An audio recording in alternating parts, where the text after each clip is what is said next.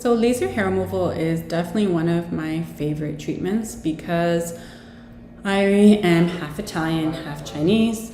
And so I was born with a lot of hair from my Italian side and dark, thick hair from my mother's Asian side. So it was the perfect combination. So basically I've had laser hair removal, of course. I've had excellent results. I actually think I've had like 99% reduction with not that many treatments, which is awesome. I definitely don't, preach that to clients because everybody is different in terms of number and treatments. But I want to go over with you how to do a laser hair removal consultation. And this is the type of content that's in my course. And I find with staff training, a lot of technicians out there that I've come across or estheticians or nurses. It's funny, I find a lot of them know how to perform the treatment, but some of them don't really know how to explain the theory behind it. So it's very important in terms of explaining the theory properly to your clients. So here I am. I made this diagram. I really like the diagram because it goes through all the stages. So let's begin. So usually I'll have a patient and I'll say, okay, step 1, prior to treatment. So prior to treatment, we actually have to shave the area. You need a really nice clean shave. If you don't shave, the laser will attract the hair on the surface as opposed to the root, and that could potentially harm the skin. So you really need a nice clean shave so that energy is focused on the root of the hair. And that's actually what we want to destroy to get permanent reduction, right? So assuming we have that nice clean shave, the laser damages the root and it leaves behind a stem. So as you can see in the diagram, the stem might look like it's growing, but over the next 2-3 weeks, if you kind of rub the hair in the shower or pull it with your finger, a lot of the hairs will just fall out, okay? And there'll be a period where you don't have too much hair at all. So the reason why you need more than one treatment is, let me just go to my next page, because our hair grows in cycles. So there's 3 cycles: the anagen stage, which is the active growing stage where the hair is actually attached to the dermal papilla, which is actually what produces the hair. Catagen stage, where it goes into a detaching, process. And then telogen, where it's in resting stage. So the number of hairs that are in the growing stage are maybe like 20 to 30%, depending on the area, even 15%. So that's why you need more than one treatment. We don't know which hair is in the right stage at one time. So for permanent reduction, we need it in the anagen stage. And again, that also depends on the thickness of the hair. So sometimes if the hair is really dense, like a beard, sometimes when you laser that area, you're not going to get rid of those follicles in the anagen stage in the first shot. You might get partial damage and you'll notice that hair thinning out because if you put too much energy on thick hair, you could also damage the skin, right? So it's just important to tell your clients that there are 3 stages of hair growth. We don't know which hair is in the right stage at one time, and that's why you need more than one treatment. But what you can expect is every time you come into treatment, you'll notice less and less hair. If there's any hair in between, you can shave, you can't wax. And at some point, it might just not seem like it's growing anymore. And some clients don't have much hair growth or none at all in between their treatments, after the first couple of treatments, so which is nice. All right, so next. After the treatment, a little bit of redness and swelling is normal. This is called perifollicular edema. The skin will feel a little bit tender and sensitive.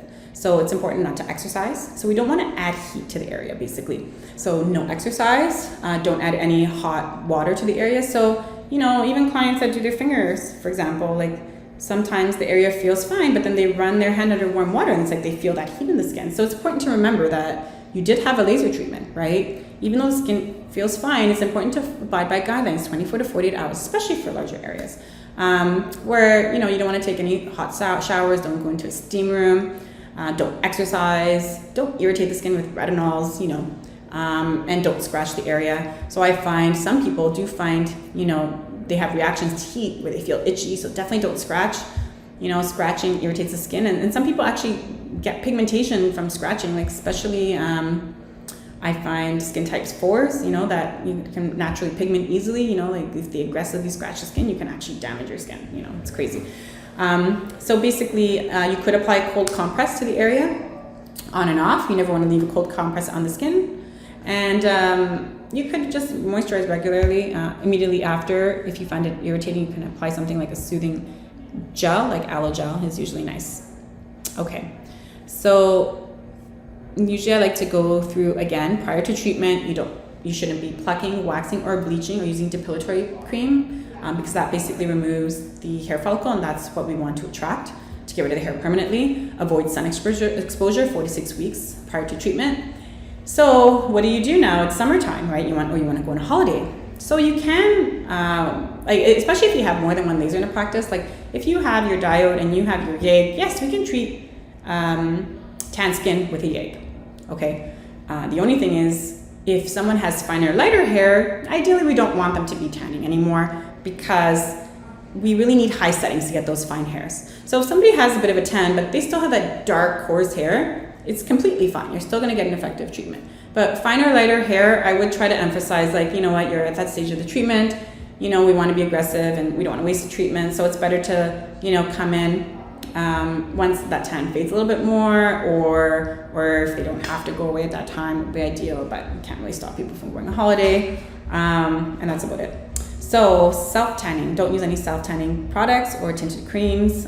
Usually I tell clients before any treatment, of course, we should be asking, you know, are you taking any new medication, right? Have you been in the sun? Are you wearing tinted cream? Are you wearing deodorant? You know, basically things that would attract the laser. And very important, you want to ask, how was your last treatment? So if somebody came back and said, you know, for my last treatment, I had redness and swelling that lasted a week. Okay, well, you know what? We don't really want redness and swelling for a week, right? Or not that we don't want it, but we don't want to increase the settings necessarily. So at that point, we kind of want to reassess and maybe get more feedback from that patient. And, you know, if, you know, assuming the skin was fine and all, I probably wouldn't increase the setting, you know.